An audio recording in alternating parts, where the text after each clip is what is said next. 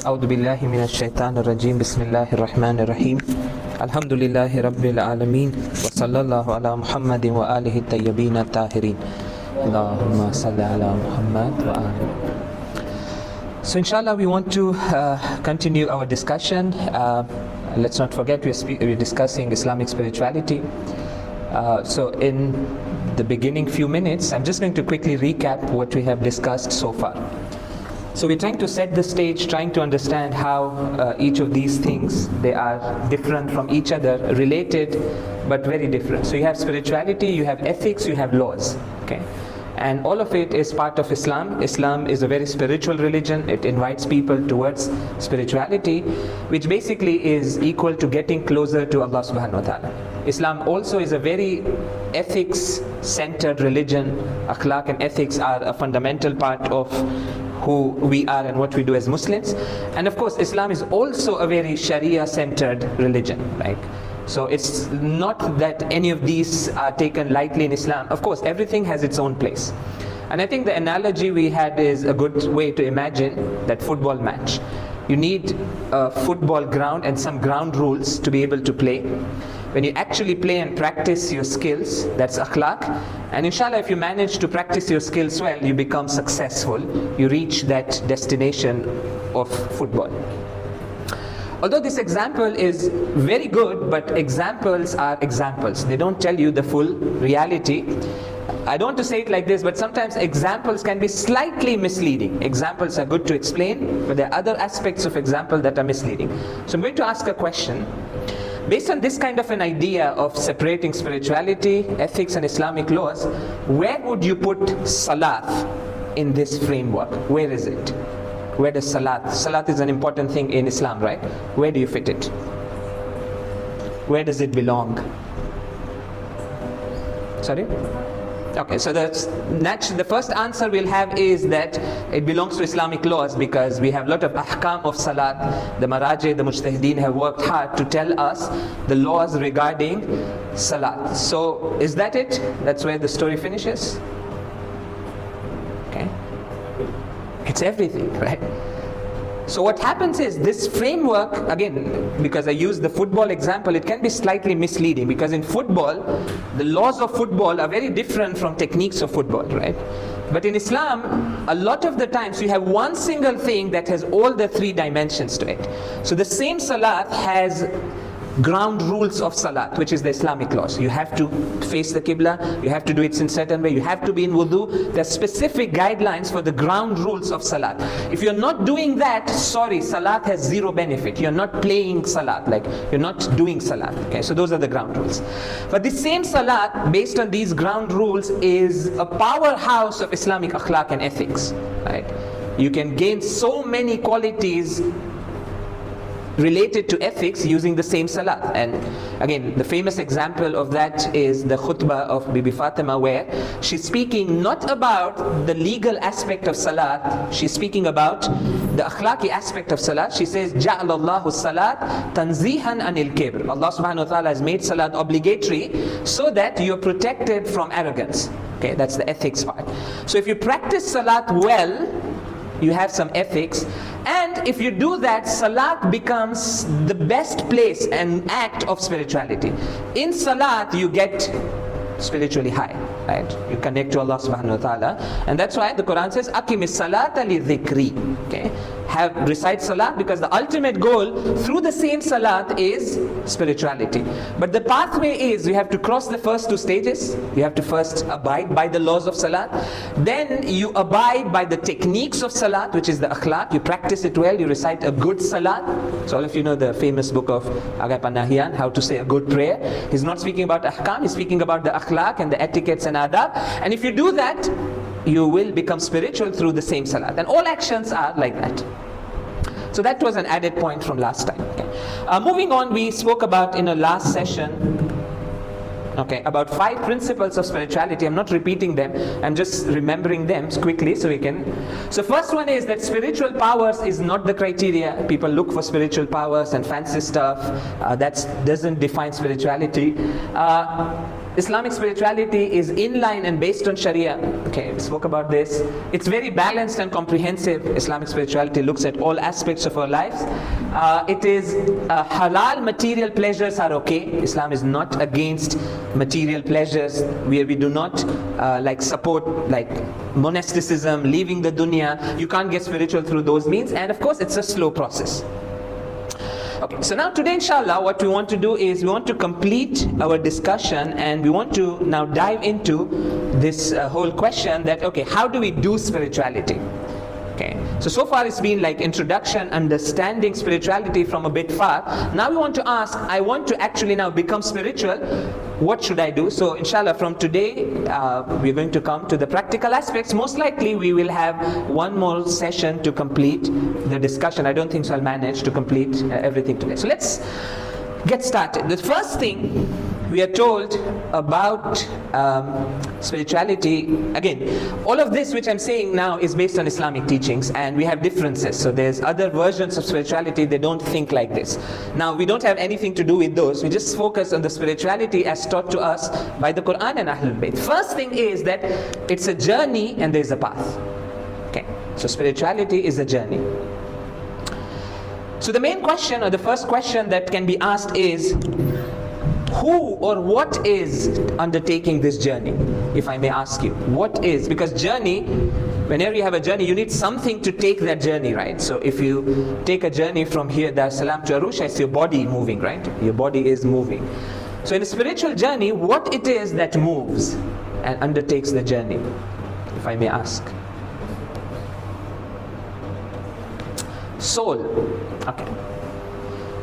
Can we try and be more precise? Which part of soul? Our soul has so many things in it, right? Like, is it a journey of, so my soul has knowledge, intellect. Is it a journey of intellect?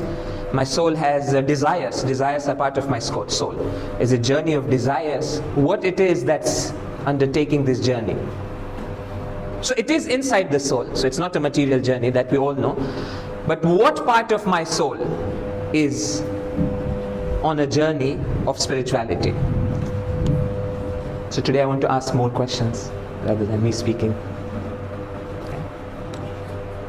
It's my mind, it's my knowledge, it's my intellect, it's my desires, it's my fitra, it's my, what is moving, what is undertaking the journey? So that's the question we want to ask, that what is undertaking that journey? The answer we get from the different verses of the Quran. So inshallah, like I did that in I think it's not showing properly here, but you can see it here. The way I did in my majalis today, unfortunately or fortunately, I have a lot of ahadith and verses of the Quran. So we're going to go through a lot of content, I hope so. So Amir al-Mu'mineen was asked, like, what is this journey? What do you get as a result of this journey? This is the answer he gave. He said, لا تدركه العيون بمشاهدة العيان. So in this journey, it's not that something happens physically. It's not that your eyes are going to see something. It's all to do, ولكن تدركه القلوب بحقائق الإيمان. So basically, your heart is on a journey. So anything that happens in spirituality, it's your heart and your qalb. Okay. So qalb is something inside your soul. Your soul has many faculties, many different things that inside your soul. But that central core of your existence is your heart, is that center of your existence. And therefore you look at the Holy Quran, it speaks about spiritual journey in terms of journey of the heart. Nothing else actually matters if the heart is taking the journey properly, it's progressing. And nothing else is important if heart is going away from Allah subhanahu wa ta'ala. Other things don't matter. Other things are quite secondary. Even things like salat and saum and these things become secondary if your heart is not taking the journey. Okay. So it's a journey of the heart. Heart has to move. Of course it has a meaning. I'll try and explain. What does it mean for heart to undertake that journey? But this is what the Holy Quran tells us. So again, وَاصْبِرْ نَفْسَكَ مَعَ الَّذِينَ يَدْعُونَ رَبَّهُمْ بِالْغَدَاةِ وَالْعَشِيِّ يُرِيدُونَ وَجْهَهُ. It's a command to the Holy Prophet that turn your attention to those people who call out their Lord morning and evening. Okay. So the Prophet is being told, be with those mu'mineen who are constantly in remembrance of Allah. وَلَا تَعْدُ عَيْنَاكَ أَنْهُمْ تُرِيدُ زِينَةَ الْحَيَاةِ الدُّنْيَا. Don't turn away your attention even for a moment from these true believers. It's very strange. The Holy Prophet is being told that around you are these true believers, okay, whose heart is getting closer to Allah. Make sure you don't even turn your attention away for a moment. Like the Prophet is being told that be with them, like focus your attention on them. And then it says, وَلَا تُطِعْ مَنْ أَغْفَلْنَا قَلْبَهُ عَنْ ذِكْرِنَا. And do not follow those people whose heart is heedless of me. Okay, so again, it's speaking about the heart. So he's saying, be with those people whose heart remembers me. يَدْعُونَ رَبَّهُمْ. Those who call out to Allah. Why do they call out to Allah? Because their heart is remembering Allah. So be with those people whose heart is in the state of remembrance. And do not follow those people whose hearts, sorry, it doesn't show here properly. أَغْفَلْنَا قَلْبَهُ, you can see here. عَنْ ذِكْرِنَا وَاتَّبَعَ هَوَاهُ وَكَانَ أَمْرُهُ فُرُطًا. Now it explains that why somebody's heart enters state of heedlessness when the heart follows desires. Okay, so I'll come back to that idea. But the first point, inshallah, for today is that it's the spirituality according to Islamic teachings is the journey of the heart. Everything else is secondary. How much you pray, how much you fast, how much charity you do. If you can use these prayers and fasting and other things to accelerate your journey of heart, you're very successful. But if you just keep on doing actions and it's not giving you leverage in terms of your heart, it's okay, keep doing it, but inshallah try better. Try to let it affect your heart more. Your heart should get closer to Allah. The next question is, move. What happened? Okay, I'll just do it from here. This is fairly simple. We've spoken about this. I'm going to quickly go over it. Is that what's the starting point and what's the ending point of this journey? So that's very clear. The starting point of journey is wherever you are, right? Everybody's starting point is wherever we stand right now. Of course, we had a different starting point when we started the journey actually. That's bulugh. When we become baligh, the journey starts. Although it starts slightly earlier than that, but technically with bulugh, your journey starts. But it doesn't matter, like even right now, if we think about it, today is my starting point. So every day can be my starting point. That's fine. What's the destination? The destination is Allah subhanahu wa ta'ala. Okay, again, I think I'll skip the earlier parts. No, let me read it. It's very nice. Yes, so this describes the whole journey. Okay, I think you'll really struggle to read this. Okay. So it says, Allah taziru waziratun wizra ukhra. No soul will carry burden of another soul. Which again is telling you that look, you are alone on this journey of spirituality. So that's also another thing to note, that in your journey of heart, it's you and you and you. There's no one else. Like literally other people don't concern you when it's your journey of your heart. Eventually you're alone. And it's there in another verse of the Quran which says, ذَرْنِي وَمَنْ خَلَقْتُ وَحِيدًا. Leave these people whom I have created lonely. That they'll come back to me. Everyone has to come back lonely to Allah. So it's again here, no one carries anyone else's burden. وَأَنْ لَيْسَ لِلْإِنسَانِ إِلَّا مَا سَعَى. And your spirituality is proportionate to your efforts. Okay? لَيْسَ لِلْإِنسَانِ إِلَّا مَا سَعَى وَأَنَّ سَعْيَهُ سَوْفَ يُرَى. And you'll see your efforts in the hereafter. ثُمَّ جَزَاهُ الْجَزَاهَ الْأَوْفَى. Allah will give you a full recompense for your actions. He'll reward you fully. And then it summarizes the entire story. Someone might ask, what just happened? Like I did some efforts. What happened? وَأَنَّ إِلَىٰ رَبِّكَ الْمُنْتَهَى. The end result of all this thing, the entire story, the end result is the muntaha, the end result is Allah subhanahu wa ta'ala. Okay. So I think that clearly defines the journey, because there are three things you need to tell me if you want to define a journey. Starting point, ending point, who's doing the journey, right? If you tell me a truck is going from Arusha to whatever, Dar es Salaam, you've defined the journey for me. I know what's going, I know what's the starting point, and I know the end point. Although there's another question that we need to ask, because it's not straightforward, what kind of journey it is. Like, so in material example, it's fairly simple, right? We know that when a truck is going from one place to another place, how does the journey work? There is a road, that truck has enough like energy through petrol and other means, and it can take the journey. You need a driver, and you know fairly clearly what kind of journey is this. But let me ask you, what kind of journey is this? Starting point is you, your current state, ending point is Allah, and journey is taken by your heart. what is the heart supposed to do in this journey? Like, what kind of journey it is? So maybe you can enlighten me. I thought today I ask more, make it, people like interactive sessions, or at least, okay, so let me remove this. So yeah, what kind of journey is this? Like, what does it mean for heart to move from its current state to Allah? See, whatever I do, we tend to make it physical, right? So I have to imagine a heart, Allah is up, and I have to send the heart up. Yes? The journey of being more and more conscious. It's the journey of? Being more and more conscious about Allah. Okay, so that's not bad, that it's a journey of ma'rifah. Your qalb increases in like Allah's ma'rifah, okay, if that's what you meant, that's good. What else? What does the heart do to undertake this journey? Like upwards towards Allah. Because the heart can go the other way, the verse of the Holy Quran mentions. The heart's opposite journey is the journey of increasing in heedlessness, becoming more and more ghafil of Allah subhanahu wa ta'ala. Allah becomes more hidden from a heart that goes away from Him. Okay. So what's the other side? How does that journey happen? What does the heart do? Enlightenment. Okay. So enlightenment, ma'rifat, okay, that is the journey. But what does the heart need to do to get that enlightenment? What it is, what's its primary function or primary, I don't know, act or state? What does it do? So that's the result, and that's true. So the result that heart will receive is ma'rifat, enlightenment, seeing signs of Allah. But the question is, what did the heart do to get this result? Sorry? It opened. That's very vague. How does the heart open? Okay. It's true. Man sharaha sadrahu lil Islam is there in the Quran.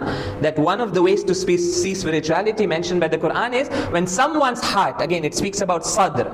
Although now there's a discussion what's the difference between sadr and qalb. These are two different terminologies. But that's for another time. By the way, this itself, the idea of qalb and heart in the Holy Quran is like a whole 10-part series. There are 20 different states of heart mentioned in the Quran. Like the heart is in a very different states. Okay, so we have qalb, we have sadr. So your heart opens. Fair enough. Your heart, your qalb opens. What does it mean? What is? Okay, this is also a result. What does it do to get this enlightenment and ma'rifah and whatever?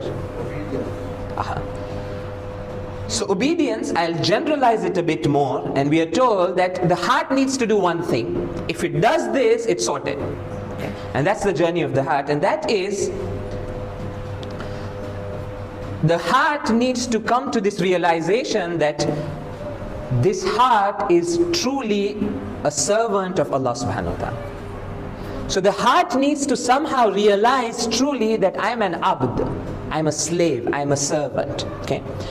So basically, journey of the heart, of course, it's not a physical journey, it's not nothing. It's basically the heart realizing in deeper and deeper and deeper ways that, you know what, I'm so dependent on Allah, I'm a servant of Allah, I'm no one. That's the thing. And like literally sometimes you think like we celebrate and we praise these personalities like someone like Ayatollah Bahjat, right? So you ask like what makes him special? What is his, like how was his journey of heart is one word that's written even on his grave. I don't know if you've seen. Anyone knows what's written on his grave? His grave, he's buried in the Haram of Bibi Masuma Salamullah Alaiha, his grave, and there's something engraved on his grave. Does anyone know? It's written Al-Abd. Who was this man? He was a servant of Allah. That's it. So his whole identity that makes him so great is that he's Al-Abd. He's a servant of Allah. So that's the journey of the heart, where the heart has to realize that Allah is in control and I'm no one. Okay. You might say, oh, this looks very fancy, Sufi, Irfan. No, wait, okay, take it easy. I'll read a verse of the Holy Quran, although it doesn't show properly, so you might doubt. Here it is. Okay. This is a very interesting verse of the Quran that actually tells you what's going on. It says, Allahu alladhi khalaqa sab'a samawatin wa min al-ardi mithlahunna. Allah is the one who's created 7 heavens and in the earth similar to those 7 heavens. Okay, now it has a tafsir. What does it even mean? Where are 7 earths? Are these the different layers of earth till we reach the molten lava? No, it's not that. This verse is not speaking about the geology of earth. It's speaking about something else. But basically it's saying that Allah created everything, heavens and earth, يَتَنَزَّلُ الْأَمْرُ بَيْنَهُنَّ. And Allah does a lot of things between these heavens and earth. The whole universe runs, the whole creation, this whole massive system, 7 heavens, 7 earth, and Allah's command oscillates between these. يَتَنَزَّلُ الْأَمْرُ بَيْنَهُنَّ. There are things going up, there are things coming down. Again, it's all spiritual, it's not like physically something's going. Why did Allah create this massive machinery, massive creation? For one reason. لِتَعْلَمُوا أَنَّ اللَّهَ عَلَى كُلِّ شَيْءٍ قَدِيرٌ. So that you come to this realization that Allah has all the power. You realize that you're no one, you're a servant, you're an abd. Okay? وَأَنَّ اللَّهَ قَدْ أَحَاطَ بِكُلِّ شَيْءٍ إِلْمًا. And you come to this realization. So 2 realizations have to come about. One is that He has power over everything, so you're very helpless. And you also come to this realization that Allah's knowledge encompasses everything. Okay? So this is the realization. Basically, you become a servant of Allah subhanahu wa ta'ala. That's the journey of the heart. And if you do that, then all these benefits come. There's enlightenment, there's ma'rifah, you see signs of Allah, a lot of things happen. But again, all of that happens to the heart. Okay, it's a journey of the heart. But it's very easy to say this. When you practically speak about becoming a true servant of Allah, the heart truly submits to Allah, it's very difficult. Okay, I put it in brackets because we don't want to dishearten ourselves, because if I say it's very difficult, no one is going to undertake this journey. And by the way, it is difficult. So there's a famous story that Allama Tabatabai had a student who used to attend his classes. Allama Tabatabai was in Qom, and this student had another teacher in Tehran. So it's very interesting sometimes to read the history of these people who are the teachers of akhlaq. There's a lot of things happening there. So there was a whole school of Tehran. They approached it slightly differently. Allama Tabatabai and others, they are the school of Najaf, the school of spirituality of Najaf. Okay. So anyways, that's a long story. So this young man, he used to go to both the classes. So one day he goes to the class of his another teacher in Tehran, and he comes back to Qom, and he comes in the presence of Allama Tabatabai and is really stressed, he's really worried. So Allama Tabatabai asked him that, are you okay? What happened? Okay, I'm paraphrasing, of course, the way I'm saying it. So he says that I was in the class of my teacher, and he said that spirituality, you know how difficult it is. So his teacher said to this young man, you know how difficult spirituality is, getting closer to Allah, this true ma'rifah and the heart becoming a servant of Allah. It's like you want to dig a mountain with your eyelashes. This is the example he gave. You want to dig an entire mountain using your eyelashes. So this young man said that I've lost hope. You can't do it. Who can dig a mountain through his eyelashes? So now look at the reply of Allama Tabatabai. How would you answer such a question? Because it is true in some ways. It's very difficult. So Allama Tabatabai says that, you know what? The teacher, he said the truth. But pay attention to this, that if you are required to take this journey alone without Allah's help, yes, it's that difficult. But if you put your trust in Allah, and if you have Allah by your side, it's a very easy journey.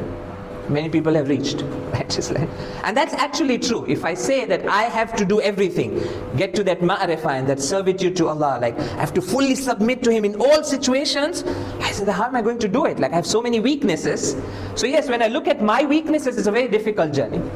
But when I look at Allah's fadl and His mercy and how He grabs our hands and He sorts out a lot of things for us, it's a very easy journey.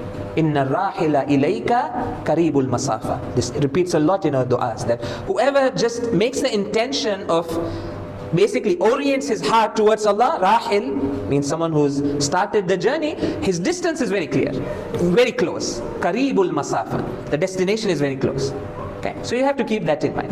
But of course, we know that there are obstacles in the path. So someone who wants to be spiritual, which basically means to be a servant of Allah, but there will be other things that will be distracting him, that won't allow him to submit to Allah. Basically, there are other stakeholders who want the submission of our heart.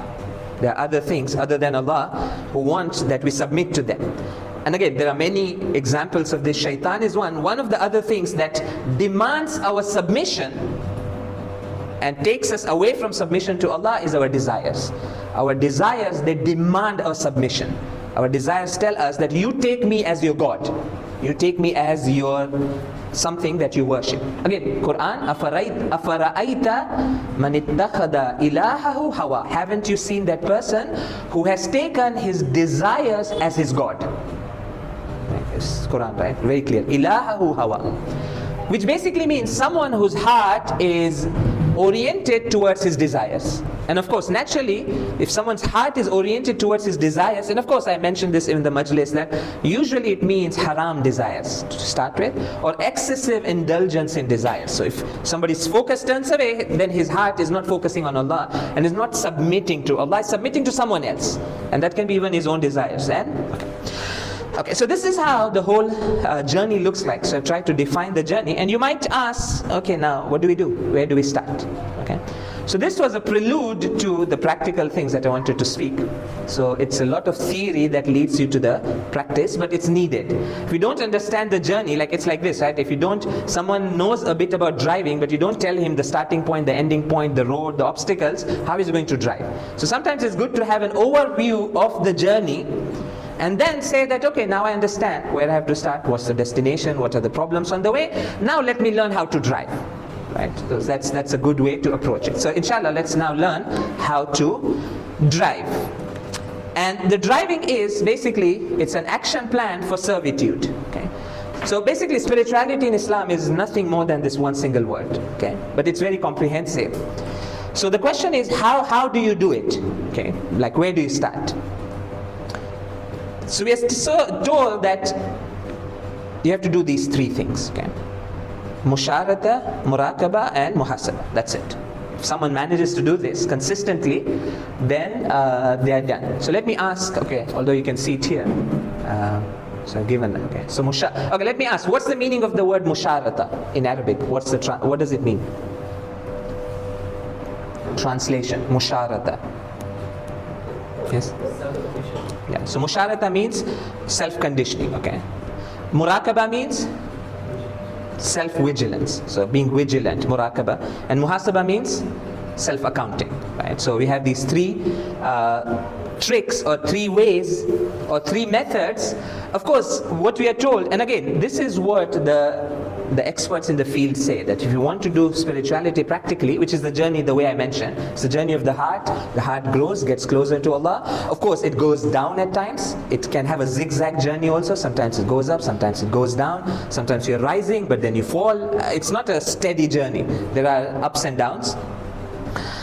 So how do you maintain consistency? You have to do these three things, but it's something that has been recommended to be done on a daily basis, okay? So basically, musharata is your awareness in the morning. So when you start your day, you start with awareness. Muraqaba is that you maintain that awareness through the day. You're vigilant. You're saying that, oh, I'm in control.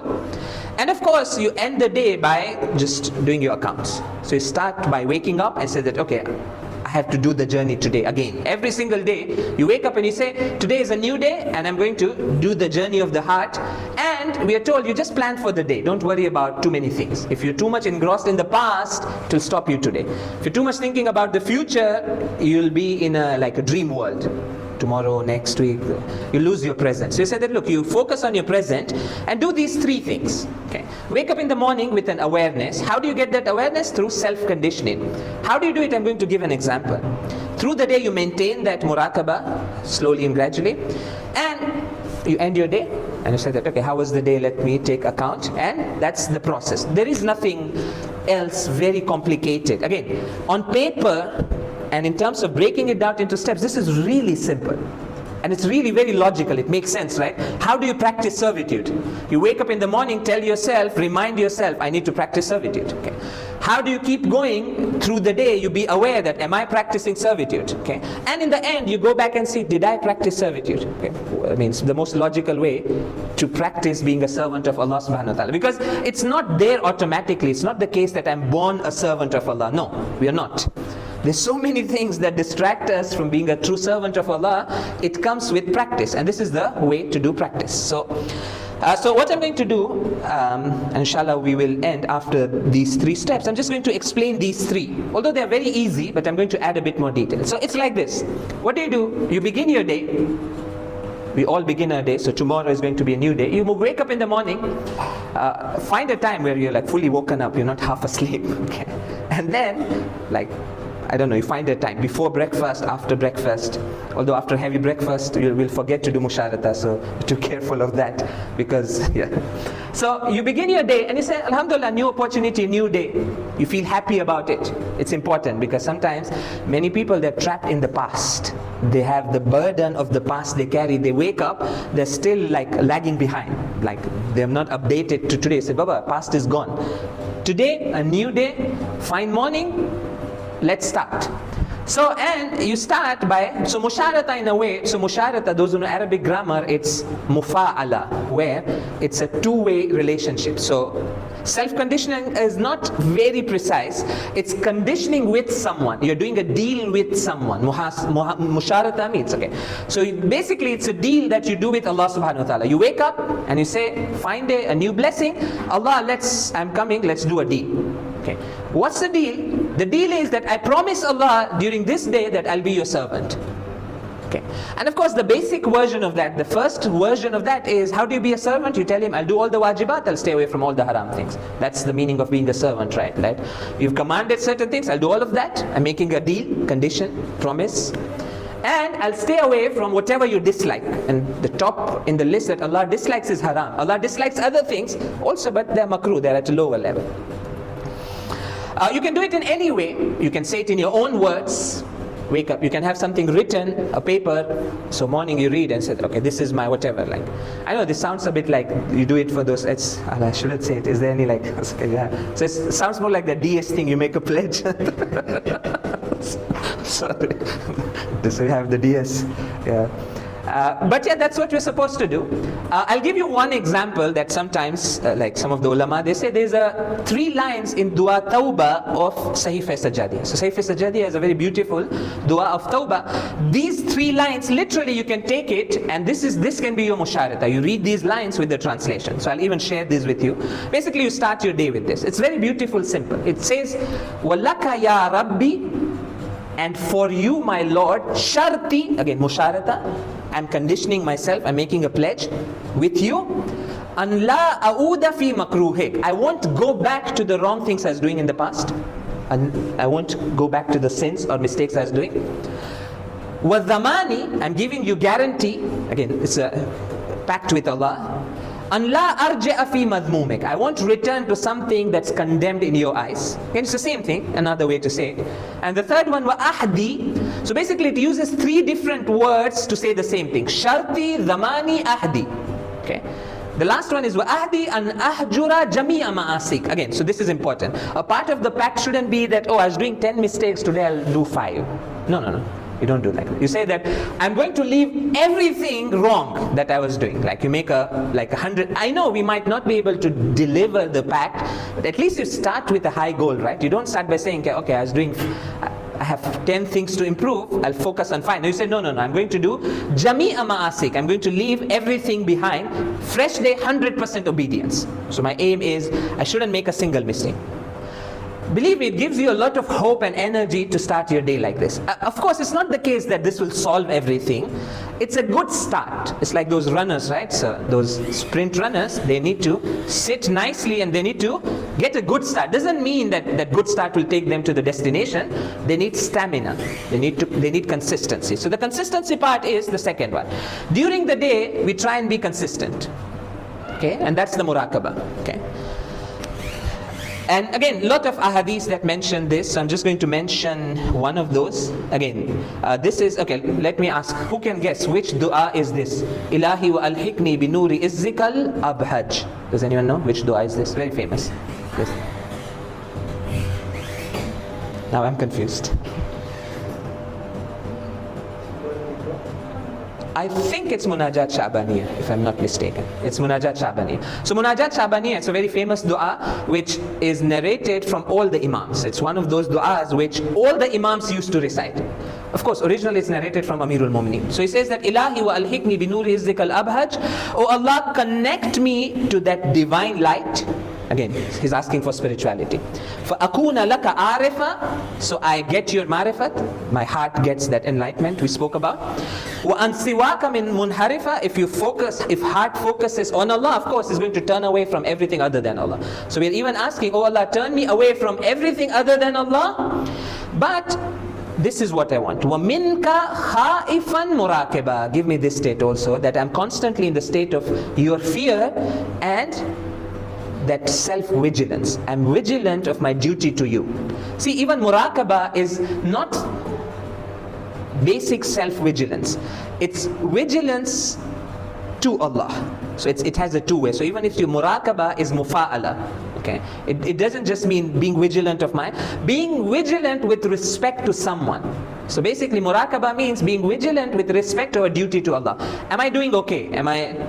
Basically it's being vigilant of being a servant of Allah. Am I being that? Again, it's amazing and it's very easy to describe these things. It comes with a lot of practice. It's not easy. Why? Because we forget.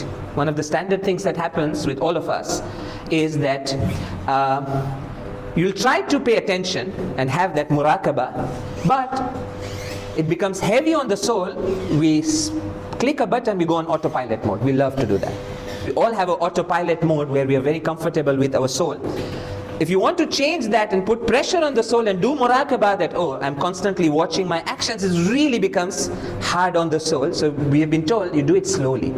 Don't expect. Like literally, if someone starts doing this and initially they achieve 20% result, you are very successful.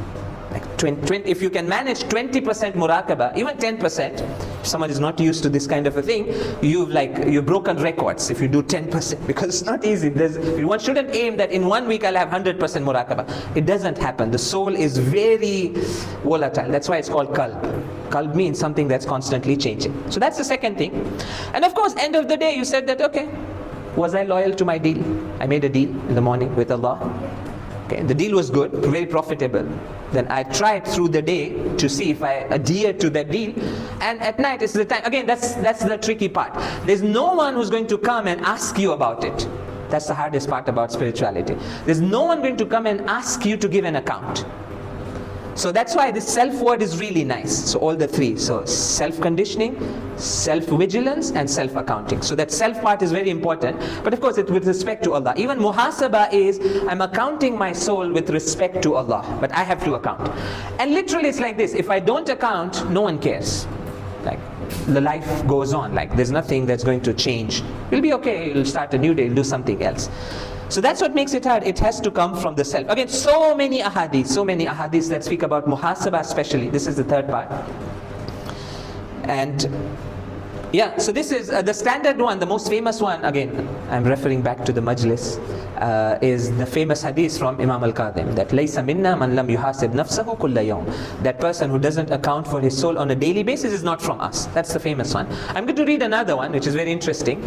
It says, al-abdul mu'min idha adhnaba dhanban ajallahu Allahu sab'a sa'at. It's very specific. So it says that whenever a believing servant, Abdul Mu'min, he commits a sin, Allah tells the angels to give him time of 7 hours. Like literally it's sab'a sa'at. So he's given a period of 7 hours. فَإِنِ اسْتَغْفَرَ اللَّهَ لَمْ يُكْتَبْ عَلَيْهِ شَيْءٍ. If in these 7 hours, if he does muhasabah and takes account of his soul and seeks forgiveness, like you go back and you say, man, I shouldn't have done this. This was a mistake. Astaghfirullah, I'm sorry, whatever. You do whatever is required. Then nothing is written in your accounts. Basically what it means, it doesn't affect the soul. The heart, the qalb, doesn't go away from God. You have a grace period of 7 hours. وَإِن مَدَتِ السَّاعَاتِ وَلَمْ يَسْتَغْفِرْ كُتِبَتْ عَلَيْهِ سَيِّئَةٌ. But if 7 hours pass and person didn't account for what they did, then as a result of this, then it's written in his deeds, his scroll of deeds, which basically is not like a paper or something. It's written on your heart. The impact of that, trace of that remains on a person's heart. Okay. So we stop here. Inshallah, there is more things that are coming, but the summary of today's discussion is that spirituality is a journey. It's your heart that's taking up the journey. Other things are secondary.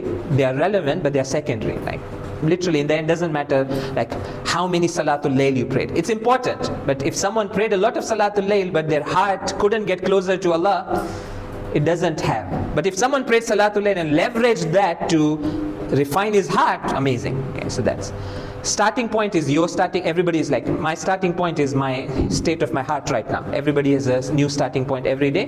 Destination is Allah. How do you do it? It's a daily struggle. It's a daily kind of a thing. And that's what even we've been told, that you break it down into a daily target. That really helps it. Okay. Of course, it's good to have back of my mind like some long-term targets and everything, but the easiest is that you said, look, let me focus on my day. Why? Because if you try and focus on too many things too further away, it doesn't work. It's really hard. You say, okay, in this 1 week, I'm going to achieve first step, second step, third step. You mess one thing, you lose hope. Man, I planned like, I'm going to be fasting for 7 days, for example, and something happens and you say, man, I can't do. No, take it easy. You focus on one thing. We have a few discussions remaining, inshallah. We'll continue in the next session. So the next upcoming there are two things that remain. One is there are different levels of muraqabah. Okay, so this self-vigilance, it comes in different forms. It's very important because someone might ask, how do I do self-vigilance? What does it even mean?